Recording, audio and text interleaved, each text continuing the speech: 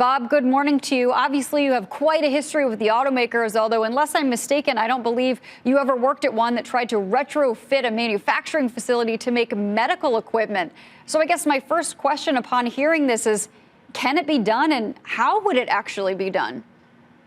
Well, if the medical equipment were required in the same quantity as automobiles and were as complicated to make, then it would take a long time because you'd have to retool everything. But what we're talking about here is, by automotive standards, relatively low volume manufacturing. We're talking about initially maybe a couple of hundred units a day, not 14, 15,000 a day like the big automakers produce.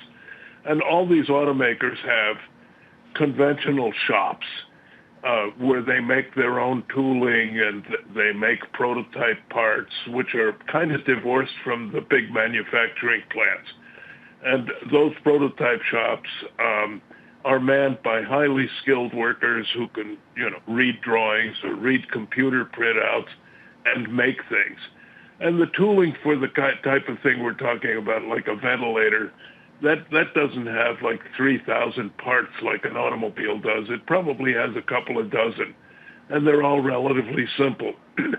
And I think in the space of about 10 days, these people can grasp the drawings, get the supplies, and actually start producing. Now, and it will, of course, not be produced in the automotive assembly plants.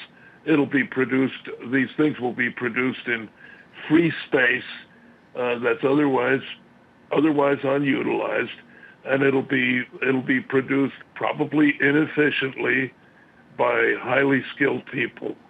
So are these individuals that are literally practically putting together a ventilator based on drawings, or are they building new assembly lines and automating the process?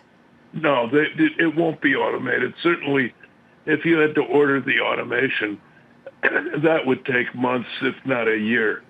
So it'll be a manual assembly line, and it will look a lot in terms of stations and human input. It will look like an automotive assembly line in the 20s or 30s. So it'll be relatively primitive.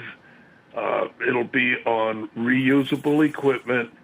It'll involve a lot of human labor, but the job will get done.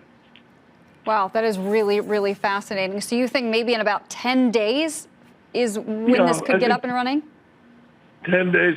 I think in 10 days, if the automobile industry puts their mind to it, and I know they will, a good automobile company can start producing that stuff in low volume, assuming it isn't too complicated and assuming they can get the parts.